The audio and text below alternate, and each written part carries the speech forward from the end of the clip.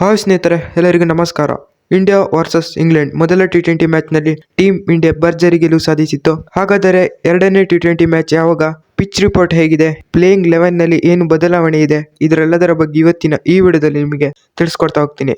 ಅದಕ್ಕಿಂತಲೂ ಮುಂಚೆ ಯಾರೆಲ್ಲ ಚಾನಲ್ಗೆ ಸಬ್ಸ್ಕ್ರೈಬ್ ಮಾಡ್ಕೊಂಡಿಲ್ವೋ, ನಂದು ಒಂದು ಇರಲಿ ಅಂತ ಚಾನಲ್ಗೆ ಒಂದು ಸಬ್ಸ್ಕ್ರೈಬ್ನ ಮಾಡ್ಕೊಳ್ಳಿ. ಬನ್ನಿ ಈ ವಿಡಿಯೋನ ಸ್ಟಾರ್ಟ್ ಮಾಡೋಣ. ಇಂಡಿಯಾ ವರ್ಸಸ್ ಇಂಗ್ಲೆಂಡ್ ಎರಡನೇ ಟಿ20 ಮ್ಯಾಚ್ ಜನವರಿ 25ಕ್ಕೆ ಸ್ಟಾರ್ಟ್ ಆಗುತ್ತೆ. ಅದು ಕೂಡ ಚೆನ್ನೈನ ಚಿದಂಬರಂ ಸ್ಟೇಡಿಯಂನಲ್ಲಿ ನಡೆಯುತ್ತದೆ. ಪಿಚ್ ಹೇಗಿದೆ ಅಂತ ಹೇಳಿದ್ರೆ, ಪಿಚ್ನಲ್ಲಿ ಡ್ಯೂ ಇದೆ, ಬೌಲಿಂಗ್ಗೆ ತುಂಬಾನೇ ಹೆಲ್ಪ್ ಮಾಡುತ್ತೆ ಚೆನ್ನೈನ ಚಿದಂಬರಂ ಸ್ಟೇಡಿಯಂ.